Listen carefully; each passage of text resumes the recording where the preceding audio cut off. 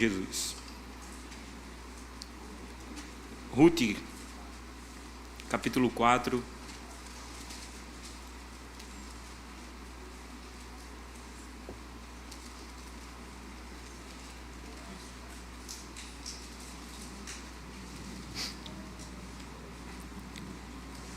A partir do verso 7.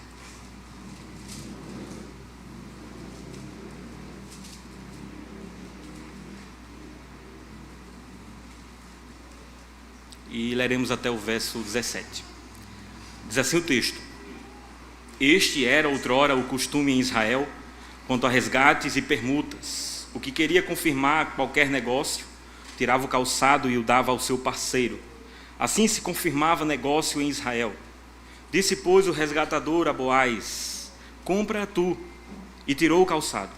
Então Boaz disse aos anciãos e a todo o povo: Sois hoje testemunhas de que comprei da mão de Noemi tudo o que pertencia a Elimeleque, a Quilion e Malom.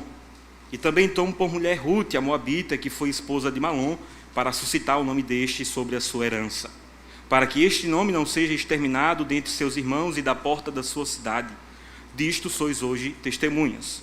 Todo o povo que estava na porta e os anciãos disseram: Somos testemunhas, o Senhor faça a esta mulher, que entra na tua casa como a Raquel e como a Lia, que ambas edificaram a casa de Israel, e tu, Boaz, ate valorosamente em Efrata, e faz-te nome afamado em Belém. Seja a tua casa como a casa de Pérez, que Tamar teve de Judá pela prole que o Senhor te der desta jovem. Assim tomou Boaz a Ruth, e ela passou a ser a sua mulher. Coabitou com ela, e o Senhor lhe concedeu que concebesse, e teve um filho. Então as mulheres disseram a Noemi: Seja o Senhor bendito, que não deixou hoje de te dar um neto que será teu resgatador, e seja afamado em Israel o nome deste. Ele será restaurador da tua vida e consolador da tua velhice, pois tua nora que te ama o deu à luz, e ela te é melhor do que 7 filhos. Noemi tomou o menino e o pôs no regaço, e entrou a cuidar dele. As vizinhas lhe deram um nome, dizendo: A Noemi nasceu um filho. E lhe chamaram Obed. Este é o pai de Jessé, pai de Davi. Senhor Deus e Pai, nos abençoe, nos instrui com a Tua palavra e aplica, Pai, corretamente em nossos corações, em nome de Jesus. Amém. Irmãos, meu gênero favorito de filmes e de séries é o gênero de ficção. Especificamente, eu gosto muito de filmes e séries que retratam viagem no tempo, seja no passado ou no futuro. E é interessante como a gente vê essa perspectiva de um acontecimento lá atrás ser modificado e então toda a realidade ser mudada a partir daquele acontecimento. Quem nunca sonhou em voltar atrás, aquela palavra que falou, mas não deveria ter falado, ou aquilo que deveria ter falado e não falou? Então nós temos muitos filmes bons nessa área. Nós temos De Volta para o Futuro, temos Efeito Borboleta, entre outros filmes interessantes. Mas o que eu mais gosto, na verdade, é série, dentro ainda desse gênero, é uma série da Netflix, que foi lançada em 2017, chamada Dark. Pense numa série complicada de se entender. Os jovens vão concordar comigo, e aqueles que acompanharam, mesmo que não sejam jovens, mas acompanharam essa série, eles vão entender do que eu estou falando. Algumas pessoas desistiram no meio do caminho. Como é que eu vou entender um negócio desse? Não faz sentido nenhum. É cheio de tramas, parece uma grande bagunça. Tem viagem no tempo, tem dimensões paralelas. Você não precisa ter assistido, mas essas coisas trazem um nó na cabeça.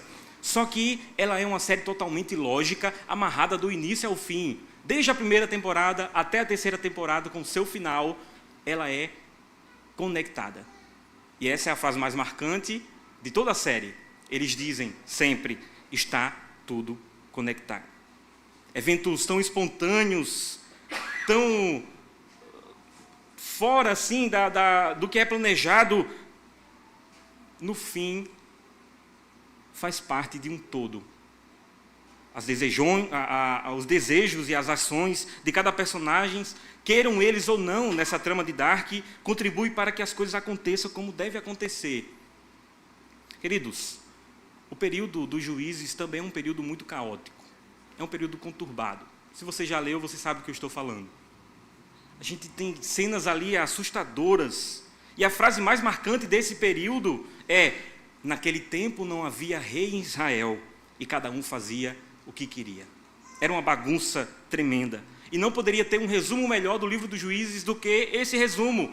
O próprio escritor é quem faz. Não havia rei em Israel, e cada um fazia o que queria. A decadência moral era tamanha que uma tribo foi quase exterminada. Eles se degladiavam entre si por causa da maldade que essa tribo cometeu contra um sacerdote, ali na figura da sua concubina, e depois ele esquarteja essa mulher e envia pedaços em toda a tribo. Parece coisas de um filme de terror.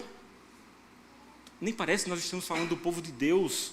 O livro de Ruth se coloca em uma dobradiça, bem no meio entre esse período dos juízes e o período monárquico. Ora, se vai se falando então que, olha, naquele tempo não existia rei em Israel, por isso que eles faziam o que queria, isso vai criando então a necessidade do rei. Aquele que está escrevendo, ele está apontando para trás, mas ele já tem noção dos eventos de então. Eles olham como era antigamente quando não tinha rei. Então, vai se criando a necessidade do rei. Olha como era desgovernado. Esse livro foi escrito posteriormente, o livro de Ruth especificamente, que é essa dobradiça entre o período de juízes e o período monárquico, que vai relatar a história de Davi. Ele tem alguns propósitos. Entre eles, é o propósito de fazer uma espécie de propaganda do reinado de Davi, assim como o livro de Juízes. Assim que o Israel é sem um rei, sim, aquele que é segundo o coração de Deus. Então, nós precisamos de um rei segundo o coração de Deus, precisamos do Messias, precisamos de alguém que conduza o povo. E o livro de Ruth? O livro de Ruth entra como um livro de genealogia. É um livro que apresenta as credenciais do rei, pois é muito importante saber de onde ele vem. E até então não tinha sido escrita a genealogia de Davi. Mais à frente, cronologicamente, essa genealogia vai ser escrita lá no livro de Crônicas. Mas até então, nesse período de embate entre a família de Davi, a família de Saul, quem é que é o rei realmente autêntico? Quem é que de fato pode governar? É Saul ou Davi? Mostra-se então a origem da família de Davi, uma origem divina. Muitas vezes nós pulamos a genealogia, mas ela tem importância. Na antiguidade, quando se escrevia, se relatava a genealogia, estava dizendo: nós sabemos de onde ele vem, nós sabemos a sua procedência. Nós poderíamos listar diversos exemplos, mas nós só precisamos lembrar de um, que é o mais importante de todos, que é o próprio Cristo. Como é que Mateus começa o seu livro? Justamente com a genealogia, dizendo que ele é descendente de Davi, que ele é descendente de Abraão, e nós sabemos quem é esse Cristo e quais as implicações dele ser descendente de Davi, descendente de Abraão. Isso mostra a sua legitimidade. O período de Juízes é caótico por si mesmo, mas parece que para a família de Elimeleque, que é o patriarca dessa família, que vai para Moabe, as coisas parecem que são ainda piores. A terra passa por uma grande fome, ele decide ir para Moabe, e a família vai procurar alimento ali. Moabe, indo para lá, morre. Os seus 2 filhos casam-se, um casa com Ruth e outro casa com Orfa, mas depois eles também morrem. Então, nós temos 2 viúvas que não possuem o necessário para sobreviver. Elas precisam retornar para Jerusalém e mendigar. Basicamente, elas precisam fazer isso. Mas então nós começamos a ver vislumbres da graça de Deus, ao sermos informados de que de todas as casas, de todas as terras, onde ela poderia buscar ajuda, poderia buscar alimento, ela vai justamente na terra de Boaz. O texto até fala lá que, algumas traduções falam por coincidência. Sabemos que não foi coincidência. Era Deus quem estava guiando os passos de Ruth. Então, nessa busca, ela encontra Boaz. Nós conhecemos essa história, existe uma admiração mútua, um desejo de oficializar o casamento. Boaz se coloca como um resgatador, resolve essa questão lá com outro resgatador. E o fim dessa história maravilhosa é o nascimento do avô de Davi, Obed. Depois ele gera Jessé, depois gera Davi. E Davi é o rei segundo o coração de Deus. Leon Morris, um teólogo comentando esse texto, diz o seguinte: é por isso que a iniciativa está com Ruth no capítulo 2, com Noemi no capítulo 3 e com Boaz no capítulo 4. Não se pode dizer que o livro tenha sido escrito por causa de um deles. Entretanto, a implicação por toda a obra é que Deus está vigiando o seu povo, fazendo com que aconteça a eles o que é bom. O livro é a respeito de Deus. Ele governa sobre todas as coisas e abençoa aos que confiam nele. Termina aqui a citação de Leon Morris. Meus irmãos, o livro não é sobre o romance de Ruth com Boaz, embora a gente enfatize isso às vezes. Pode ser um subtema, mas não é o grande tema. Ou sobre a saga da família de Elimeleque, mas sobre a soberana condução de Deus sobre todas as coisas, para que tudo seja conforme a sua vontade, segundo os seus decretos. Deus conduzia cada pessoa naquela trama e trabalhou através da bondade e fidelidade de alguns e também trabalhou da maldade e na infidelidade de outros, como nós veremos no caso daquele que se negou a resgatar.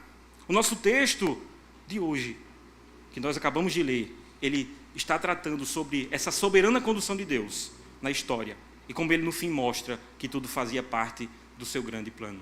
Existe propósito, existe um objetivo.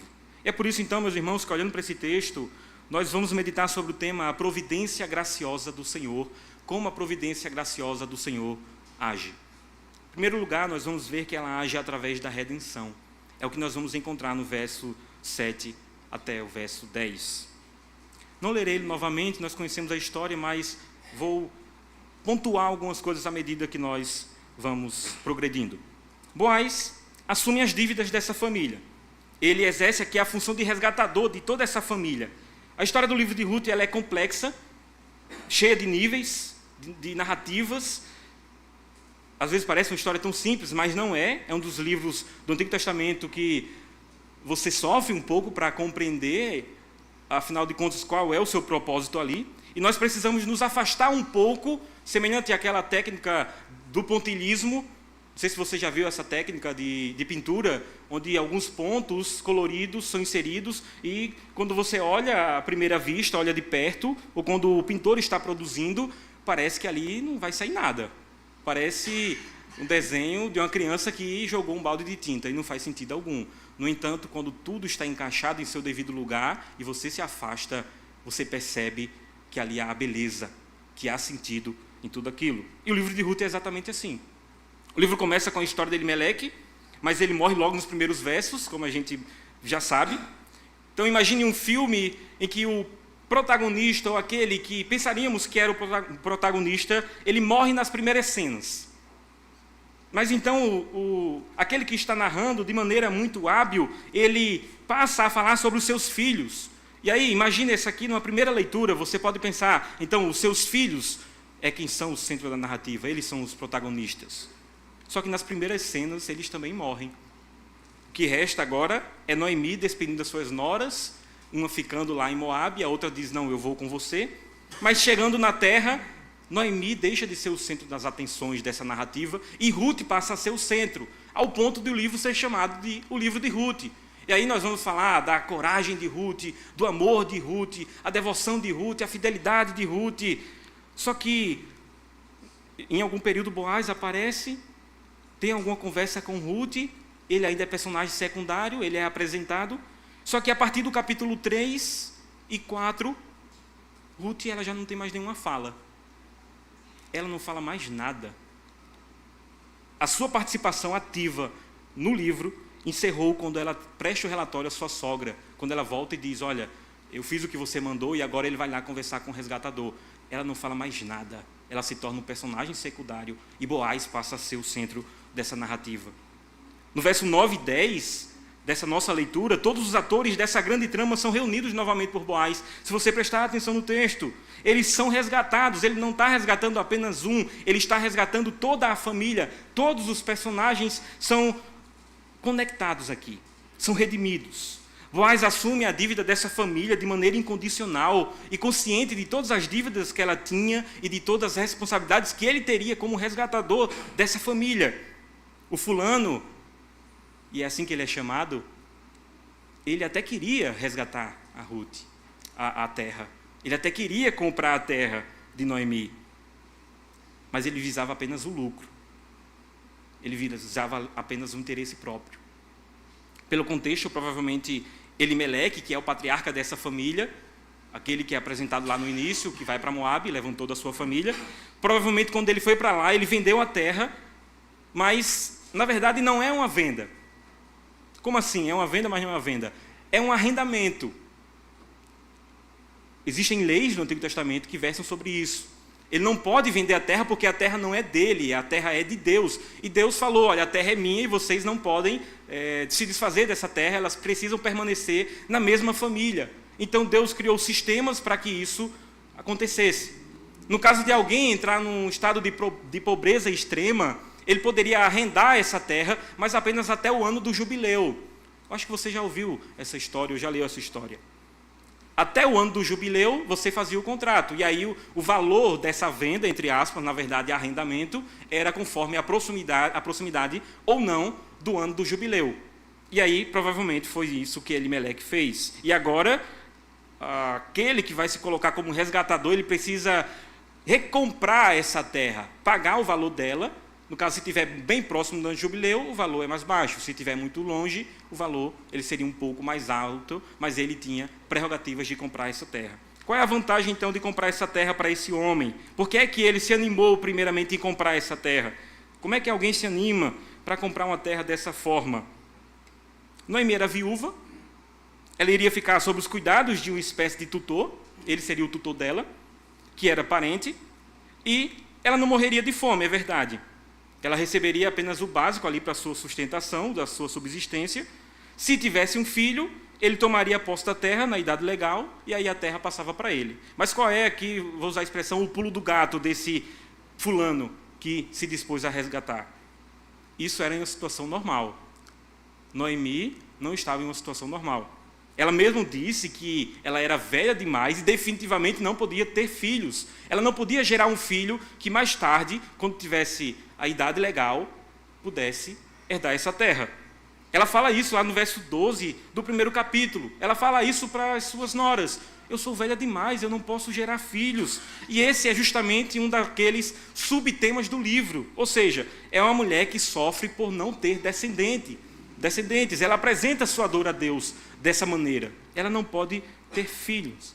Resumindo, é um negócio lucrativo para esse homem. Noemi logo morreria. A terra ficaria no nome dele, porque ele é o parente mais próximo. E agora ele tinha a oportunidade de anexar uma terra ao seu nome, ao nome da sua família. É por isso que ele se dispõe de maneira tão rápida, logo no início. Mesmo que ele morresse antes daquela idosa, vai que acontece, né? Isso pode acontecer. Ainda assim, fazia todo sentido, pois a terra estaria em posse da sua família. E estando em posse da sua família, ele ampliaria o seu nome. Havia essa perspectiva. E ampliaria a sua possessão. Nós vemos isso, por exemplo, Deus prometendo uma terra a Abraão e promete dar essa terra aos seus descendentes. Então, havia sim essa alegria. Então, fica fácil entender essa disposição inicial como resgatador. Só que a inclusão de Ruth muda tudo. Existe com ela a possibilidade de filhos. E com filhos mais gastos. Seria então agora 2 senhoras, pois ele precisaria cuidar da idosa, ia cuidar da mulher e ter gastos com a criança que poderia vir desse casamento. E por fim, o nome da criança não seria o nome da sua família, seria o nome da família de Elimeleque, mais especificamente de Malom. Então ele diz, isso não faz sentido. Como Boaz dirá, então, essa criança seria descendência de Malom e não dele. E como bem observou o fulano, ele não poderia fazer isso sem comprometer as suas próprias posses. Só que Boaz compra tudo. Ele redime tudo e, ironicamente, é o fulano que estava preocupado com o seu nome, estava preocupado com a sua posse, que não tem o seu nome e as suas posses preservados. O autor colocou o nome de fulano intencionalmente. O fulano é aquele que não merece ser nem mencionado. E essa era a sua preocupação inicial. Nós nem sabemos que terra esse homem está, mas nós sabemos a terra de Davi, que é justamente o descendente de Boaz. O verso 10 diz, e também tomou por mulher Ruth, a moabita, que foi esposa de Malom, para suscitar nome deste sobre a sua herança, para que este nome não seja exterminado dentre seus irmãos e da porta da cidade. Disto hoje sois testemunhas. Essa redenção também salva da destruição. Existe aqui a preocupação com o nome de Malom. Ele era o marido de Ruth e através desse casamento o seu nome não seria esquecido. E aí o nome é algo muito importante na antiguidade. É certo que ele já morreu, ele não está preocupado com isso, mas a preocupação era, enquanto estava vivo, com a descendência. A gente já viu que Abraão era preocupado também com a sua descendência e Deus prometeu uma descendência a ele. É aquela ideia de viver através dos seus filhos, de uma prole. Um descendente é um nome que se perpetua, é viver eternamente através dos filhos. Boaz então salva Malom da destruição através de um descendente. Meus irmãos, nós, olhando para esse texto, nós não podemos escapar da conclusão inevitável de apontar para Cristo. Nós estávamos mortos em nossos delitos e pecados. Jesus, o descendente de Abraão, descendente de Davi, descendente da mulher, semente da mulher, ele nos redimiu e nos salvou da destruição, e destruição eterna. Existe um ditado que diz que quando a criança é bonita, todo mundo quer ser o... Quando a criança é bonita, todo mundo quer ser o pai. Não sei se você já ouviu esse ditado. Ele significa que quando uma coisa é boa, todo mundo se dispõe a ser identificado como o originador daquilo. O pessoal geralmente fala isso para políticos, que gostam de inaugurar obras públicas. E eles fazem até inauguração de quebra-molas, por exemplo. Então, vamos inaugurar aqui um quebra-mola da minha gestão. De repente aparece o pai daquilo. E é por isso dessa expressão. Quando o filho é bonito, todo mundo quer ser o pai. O sentido aqui é: ninguém se dispõe a receber o que é ruim. O difícil é assumir responsabilidades que não nos beneficiam em nada. Quando não nos beneficiam, nós não nos dispomos. Jesus comprou a igreja com o seu sangue e assumiu todas as nossas dívidas, as dívidas que nós tínhamos eternamente. Ele assumiu toda a responsabilidade e, nesse sentido, Jesus fez, então, questão de ser pai de menino feio. E pense nos meninos feios que nós somos. Utilizando a linguagem bíblica, para ser mais preciso, por um justo, talvez alguém se anime a morrer, mas por pecadores miseráveis e injustos como nós, ninguém se animaria, mas Cristo se animou. João diz que, se de alguma outra dívida nós tivermos, Ele providenciou o que é necessário para essa redenção e para que fosse pago, pois Ele está junto ao Pai e Ele intercede por nós incessantemente.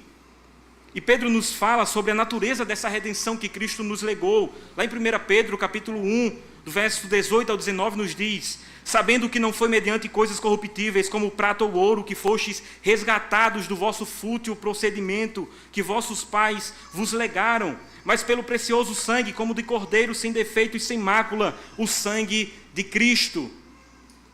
Em última instância, Boaz, ele estava apontando para Cristo, ele estava configurando a linguagem, a imagem do Redentor, aquele que redime o seu povo, que redime aquele que está na situação onde ele precisa de ajuda, o pobre, o necessitado. Ele apontava para Cristo, que assumiu as nossas dívidas eternas. Olhando para o texto, meus irmãos, nós estamos meditando sobre o tema a providência graciosa do Senhor. Como a providência graciosa do Senhor age? Em primeiro lugar, nós vimos que ela age através da redenção, do verso 7 ao 10. Mas em segundo lugar, ela age através da adoção. É o que nós vamos encontrar a partir do verso 11 até o verso 12. A providência age através da adoção. Todo o povo que estava na porta e os anciãos disseram: somos testemunhas, o Senhor faça a esta mulher que entra na tua casa, como a Raquel e como a Lia, que ambas edificaram a casa de Israel. E tu, Boaz, ate valorosamente em Efrata e faz este nome afamado em Belém. Nós vimos aqui uma adoção que faz conectar-se com a igreja. Agora, o povo e os anciãos que respondem aquele cenário que tinha sido instalado anteriormente. Primeiro Boaz se dirige a eles, só que agora eles se dirigem a Boaz. E é justamente a mesma peça aqui, dessa peça legal, falando legalmente. Existe aqui um marcador. Boaz se dirige ao povo e aos anciãos na porta, com testemunhas, e agora o povo, os anciãos, na porta, com testemunhas, se dirigem a Boaz. Claramente aqui o cenário legal está instalado. Foi o cenário legal que foi instalado antes para decidir a questão do resgate, mas o cenário legal continuou para decidir um novo assunto agora. E que assunto é esse que precisa de juízes e que precisa de testemunhas? É o casamento. O cenário legal foi instalado. O casamento de Boaz com Ruth está acontecendo nesse exato momento, na porta da cidade, com juízes e testemunhas. O autor que escreve o livro de Ruth está nos dizendo que esse processo está ocorrendo e a demanda é a aceitação de Ruth como uma esposa digna para Boaz. Ela precisa fazer parte da família pactual. Boaz não pode casar com uma mulher indigna. Então nos vem a pergunta, mas Ruth ela já não tinha sido casada com Malom quando ela foi lá para Moabe? E ela mesmo não disse que o Deus de Noemi era o seu Deus e que o seu povo era o seu povo? Sim, nesse sentido, Ruth já é uma israelita.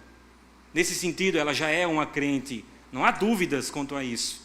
No entanto, ela precisa da certificação em Jerusalém com o povo de Deus. Ele casou em terra estrangeira. Ela era uma estrangeira.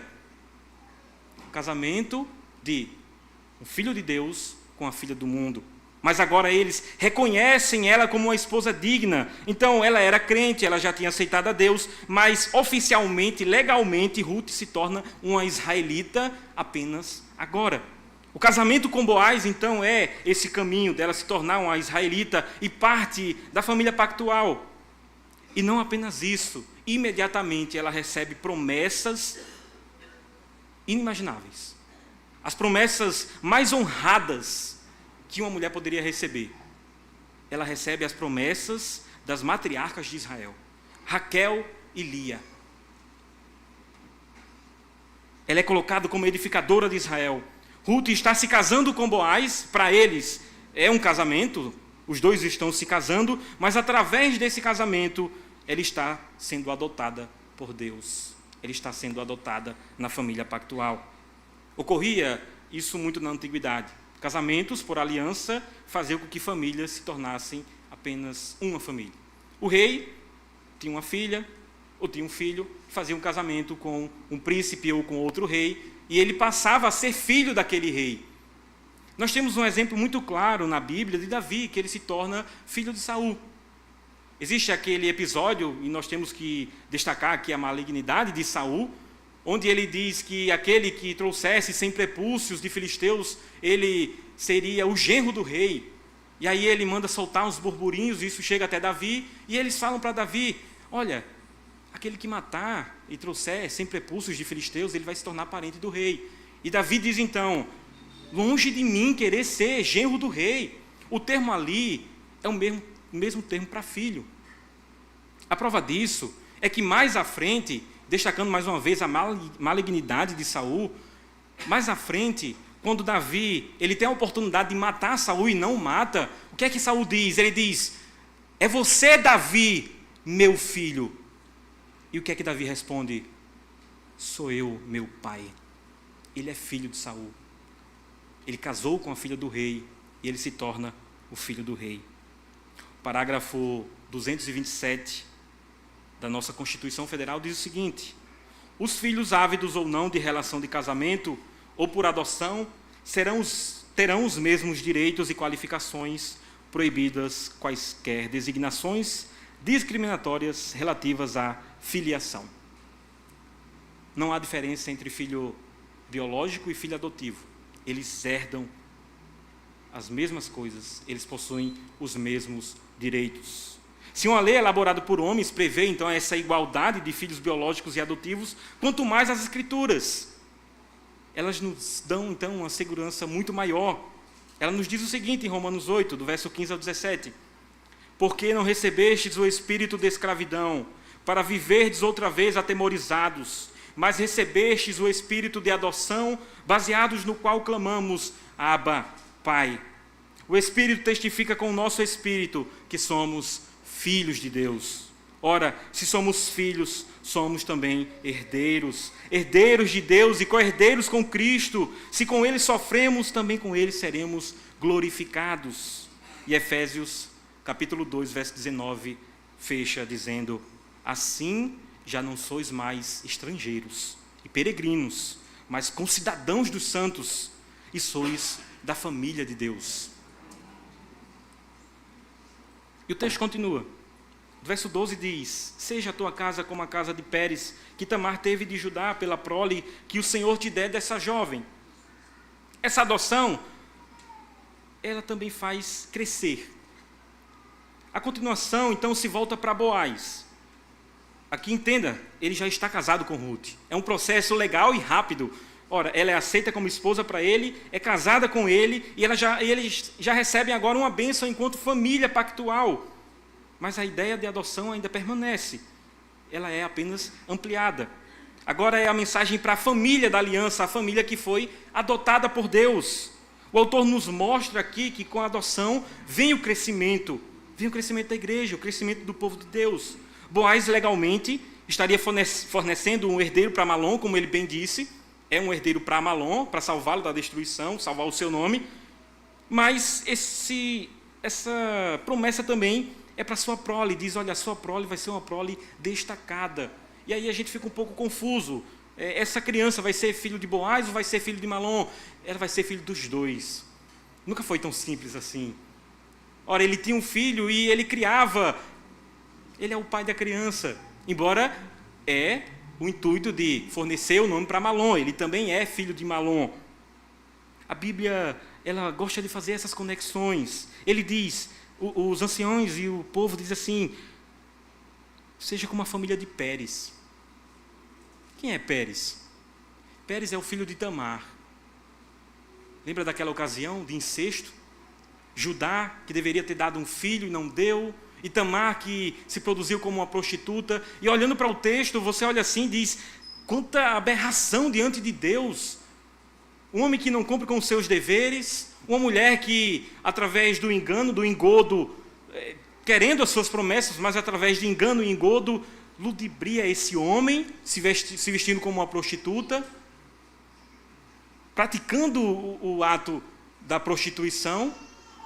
Ele depois, com um ato ali de hipocrisia, mandando matar ela, sendo que ele é um prostituto, ele é um homem que não é fiel, ele se deitou com a prostituta, na visão dele seria isso, exatamente ele fez isso, pecou contra o Senhor. No entanto, esse filho é Pérez, um dos filhos é Pérez, e Pérez é a principal cabeça de Judá nesse momento. A família de Boaz é da família de Pérez, e Pérez, mais à frente, será dito lá na genealogia de Cristo, que ele faz parte dessa genealogia. A Bíblia gosta de fazer então essas conexões maravilhosas, que nós às vezes ficamos boquiabertos.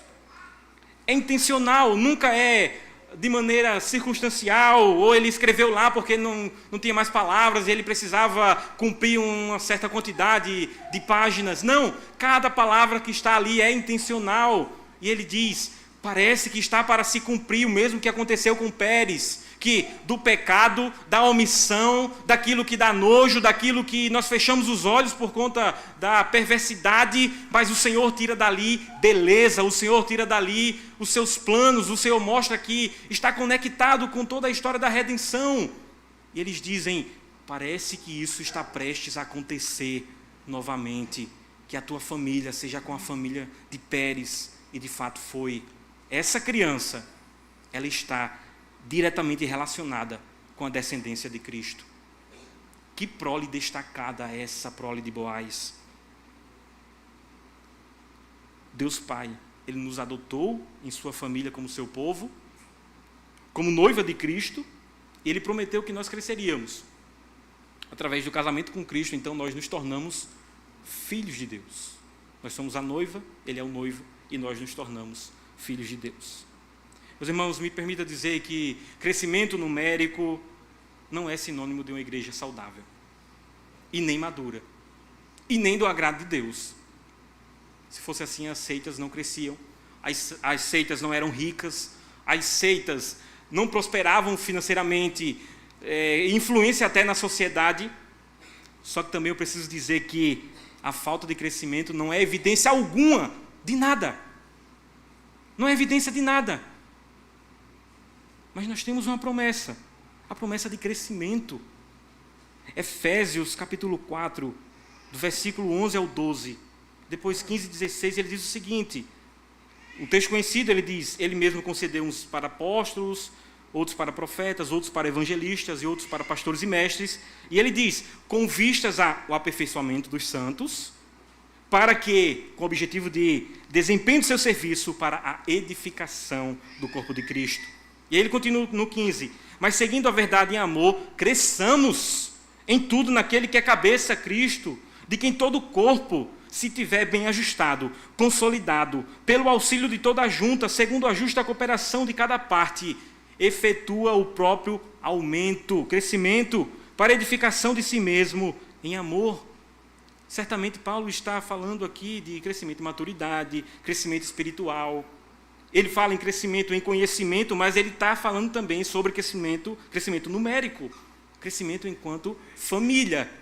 Nós somos o povo de Deus conectados com a família de Deus, com a aliança do Senhor, com toda essa história da redenção. E eles fazem isso aqui com Boaz e com Ruth. Eles conectam com toda a história da redenção até então, e depois eles são conectados com toda a história posterior da redenção. E nós somos conectados com Cristo também.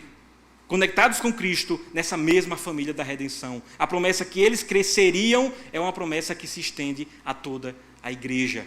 Nesse sentido, nós fazemos parte da mesma família de Abraão.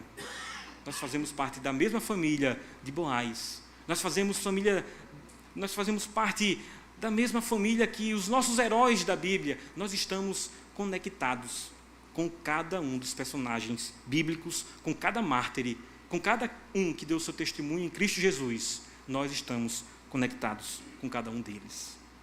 Nessa grande família que são os filhos de Deus. Olhando para o texto, meus irmãos, estamos meditando sobre a providência graciosa do Senhor. Como a providência graciosa do Senhor age? Primeiro, ela age através da redenção, nós vimos isso do verso 7 ao 10. Ela age através da adoção, do verso 11 ao 12. E em último lugar, ela age através da concepção. É o verso 13 até o verso 17. Diz assim, assim tomou Boaz a Ruth, e ela passou a ser a sua mulher, coabitou com ela, e o Senhor lhe concedeu que concebesse, e teve um filho. Tudo está ocorrendo bem, então, nessa narrativa. A mão do Senhor está guiando todas as coisas. Parece que finalmente Boaz e Ruth serão felizes para sempre, como a gente fala em uma narrativa, em uma história. Meus irmãos, todas as coisas narradas até esse momento, até aqui, apontavam para a necessidade de um herdeiro, de uma criança, de um descendente. O autor constrói essa narrativa de forma surpreendente, para que o ápice de toda a história seja a chegada de um menino, de um bebê. Imagine então por um instante, se isso nunca passou pela sua cabeça, que passe agora. Se Ruth não tivesse um filho, se ela não conseguisse ter um filho, isso colocaria todas as expectativas, todas as promessas faladas até aqui, no chão. Era um balde de água fria. Se o filho não viesse, a descendência de Malom, de Elimeleque, de Quilion, seria totalmente eliminada, fadada a perecer. O seu nome seria totalmente aniquilado. Noemi morreria então como Mara, como ela disse, não me chame de Noemi mais não, me chame de amargurada, me chame de Mara. E ela morreria assim, se essa criança não viesse. Todas essas expectativas e promessas anteriores dependiam do nascimento desse menino. Só ele poderia trazer essa redenção. E não é exagero pensar assim. Não acha que isso não passou na mente dos leitores originais dessa carta e que isso pode passar também na nossa mente enquanto lemos. Afinal de contas, Ruth, se você voltar lá no primeiro capítulo, ela foi para Moabe, Ruth lá de Moabe, a família que foi para Moabe, Malom casou-se com ela e passou 10 anos casado com Ruth. 10 anos casados. Nesse tempo, não ter filhos era indicativo de alguma coisa. Um dos dois era infértil. Nós não podemos falar com precisão quem dos dois.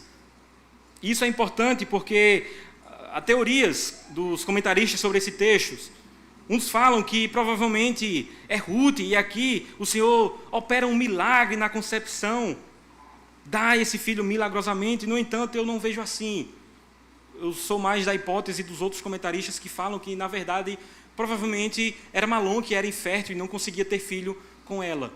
Mas por que isso? Está de acordo com o livro que não está focando em acontecimentos sobrenaturais. Se você prestar atenção no livro de Ruth, ele não está focando nisso. Até aquela parte que eu falei, que ela foi lá para o campo de Boaz, diz assim, que foi por coincidência. Meio que Deus ali por trás, guiando, mas a linguagem é a linguagem de acontecimentos comuns. Eles saem da terra por causa da fome. Não é Deus que aparece numa visão e leva eles até lá, leva a família até lá. Não é Deus que aparece em sonho e traz essa família de volta. Não, porque eles voltam, porque agora tem pão. E parece que todos os acontecimentos são acontecimentos naturais. E isso parece estar muito mais alinhado com o texto. Parece estar mais alinhado com essa forma do autor estar escrevendo. Além disso, quando uma criança nasce milagrosamente, esse seria o caso, se Ruth aqui fosse infértil, a Bíblia aponta, e aponta com vários dedos apontando para aquilo, dizendo, olha para essa criança, ela nasceu milagrosamente. Então, se de fato isso ocorresse, era a cereja do bolo. Para dizer, aqui a descendência de Davi, ela nasceu milagrosamente. Nós sabemos disso porque a Bíblia já faz isso em algumas outras narrativas. Concepções miraculosas. Mas o que importa saber então, que sendo sobrenaturalmente ou naturalmente, para a gente isso não importa, porque o texto diz que foi Deus quem concedeu. Então, sobrenaturalmente, ele poderia fazer, e ele fez em outras ocasiões? Sim, ele fez.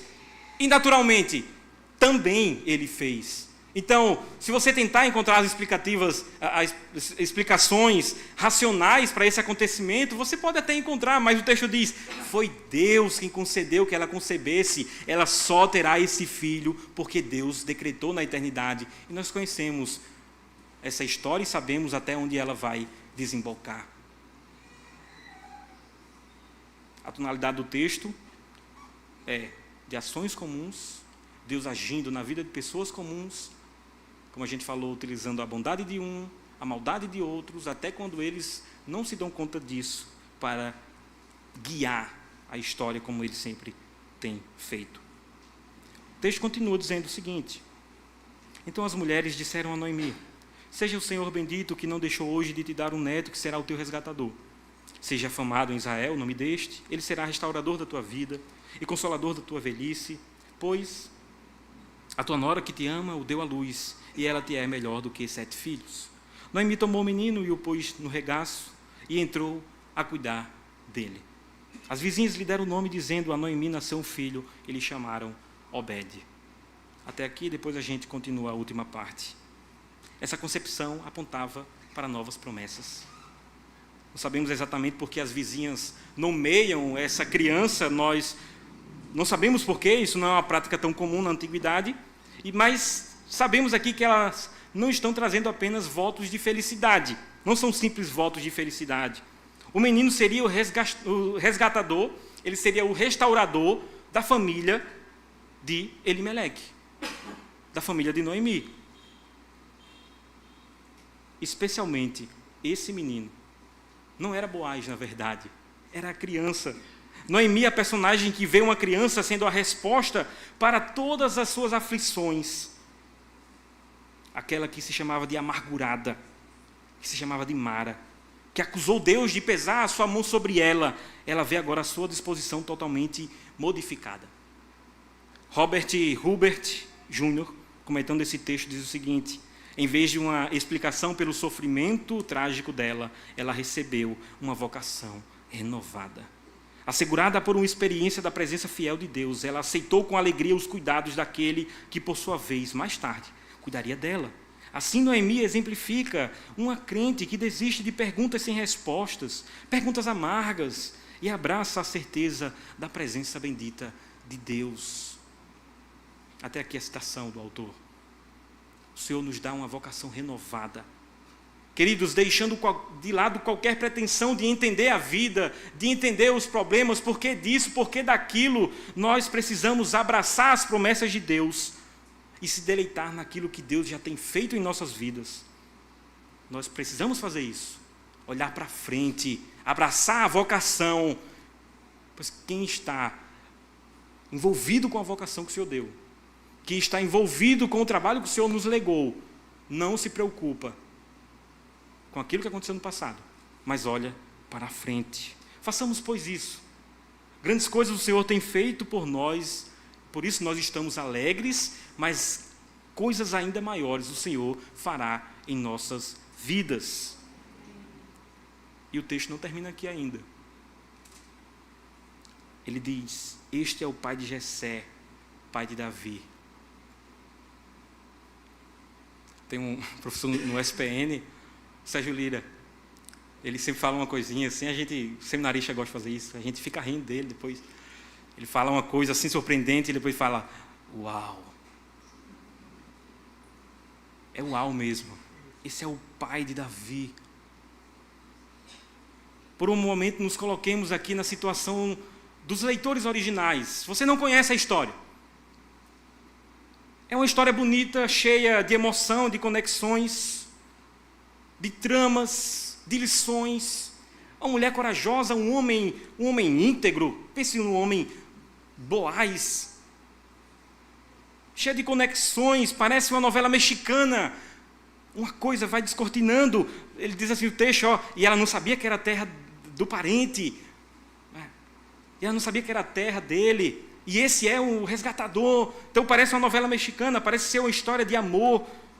E quase que abruptamente, sem avisar, o autor solta uma informação que nós poderíamos dizer que pega o leitor desprevenido, e aí ele diz mesmo: uau! Hoje nós chamaríamos isso de plot twist. O cinéfilo sabe o que significa. Plot twist é quando o filme, quando a narrativa, ela muda completamente, você não esperava por aquilo. É quando a informação muda toda a regra do jogo, muda tudo. Aquela informação, ela muda tudo. Quando em um filme isso acontece, a gente fica extasiado. Ninguém esperava por aquilo. Como assim ele era o vilão? Como assim ele, na verdade, era o herói? E a gente fica surpreso com aquilo. É exatamente isso que o autor faz aqui. Ele é o pai de Davi. Ele é Obed, pai de Jessé, e pai de Davi. Não é apenas uma história sobre lições de morais, de boa conduta, é uma história de amor. É a história do rei, é a história do Messias, do ungido. Aqui o autor, de forma assertiva, ele está dizendo: criança chegou, as bênçãos foram grandes, mas existem mais bênçãos por vir, pois outra criança estava para chegar. O livro de Ruth está respondendo o grande problema dos desvios morais da época dos juízes. Meus irmãos, não poderíamos deixar de fazer referência a Cristo mais uma vez, o menino que nos nasceu, o filho que se nos deu. Era uma criança, sempre foi sobre uma criança. A nossa esperança estava nele. Era ele, aquele para quem toda essa narrativa apontava. Sempre foi Cristo, desde Gênesis, a semente da mulher, aquele que estava prometido, e toda vez que nascia uma criança, o mundo tinha que parar e ficar na expectativa: será que é essa criança? Até que na plenitude dos tempos, o Cristo, o Messias, aquele para quem o próprio Davi apontava que era apenas uma figura, ele nasce e padece sobre Pôncio Pilatos, identificado na história. Essa é a mensagem do Natal. Já passou o dia 25, eu sei, mas nós devemos falar do Natal, do nascimento de Cristo, todos os dias. Mateus diz que o nome dele é Jesus, porque ele salvaria o seu povo dos pecados deles. É por isso que o seu nome é Jesus, o Salvador, o Redentor. No fim das contas, Obed, que era o salvador da família de Elimeleque, é ele quem consola Noemi, é ele que restaura a vida dela. Nós temos níveis de narrativa. Eu estou falando isso porque você vai olhar aqui, o texto fala de uma família, mas na verdade você tem um nível mais acima, quando você conecta o livro de Ruth com toda essa história, No caso, ele está apresentando Davi, então ele tem um nível de narrativa acima, que perpassa os personagens. Então, nesse nível mais acima, na verdade, é a história de Davi, do rei de Israel, que é salvador também.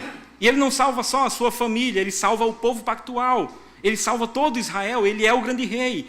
Mas, no nível mais acima, nós olhamos para Cristo, e o nível mais importante de todos é quando a Bíblia como um todo, ela se conecta e nós olhamos para isso e falamos, é a história de Cristo, não é a história de Noemi, não é a história de Obed, de Davi, não, é a história de Cristo. Jesus é quem é um Salvador, Ele é quem é um remidor, foi Ele quem nos suscitou um nome, foi Ele quem nos consolou, foi Ele que nos salvou da destruição, tudo isso Ele fez. Todos os acontecimentos da história foram conduzidos de maneira soberana para a vinda de Cristo. Toda a Escritura é o registro da família de Cristo e de como cada ato, bom ou ruim, santo ou justo, pecaminoso ou não, conduzia e convergia em Cristo na plenitude dos tempos.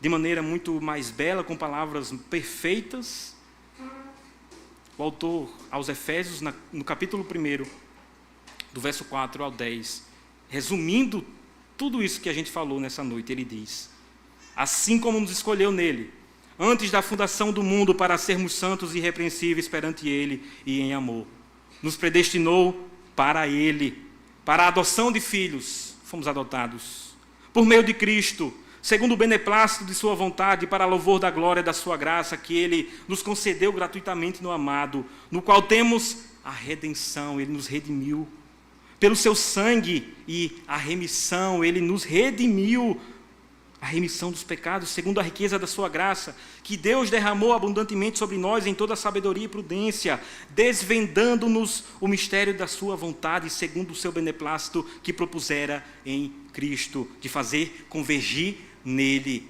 Ele era essa criança da concepção. Na dispensação da plenitude dos tempos, todas as coisas, tanto as do céu como as da terra. Terminando então, meus irmãos, nós precisamos fazer algumas implicações desse texto, observar algumas implicações e aplicações para a nossa vida. Prometo que serei bem rápido. Jesus pagou todo o preço necessário. Não existe mais nada a ser pago por nós ou por qualquer outro, ou por qualquer pecado que seja. Nós temos a segurança e a tranquilidade em Cristo Jesus. Ele sabia o que estava fazendo. Obrigado, irmão. Ele nos elegeu e nos resgatou e dará cabo das suas promessas. Não teremos os nossos nomes exterminados. Sossegue o coração. Aquilo que era mais importante se fazer, o que era mais difícil se fazer, ele já fez. A redenção é o lembrete de que nós não temos nada, que nós somos pobres, mas a redenção também é um lembrete de que nós temos um resgatador, um remidor, que não poupou esforços para nos redimir. E ele já fez isso, já garantiu na cruz. Em segundo lugar, Deus nos adotou em sua família. E isso não é pouca coisa. Isso muda tudo. Fazemos parte de algo muito maior do que os nossos sofrimentos. Nossos sofrimentos, eles fazem parte apenas de todo o processo. Pessoas se vangloriam por pertencerem a determinadas famílias. Diz assim, né? Você sabe qual é o meu sobrenome? Sabe de quem eu sou filho? Sabe quem é o meu esposo? Pegando esse exemplo negativo, mas aplicando positivamente, nós também podemos fazer isso nos momentos de tribulações, quando nós tentamos nos frustrar a nós mesmos, falar para a nossa angústia, para a nossa aflição, dizendo: você sabe quem é o meu pai?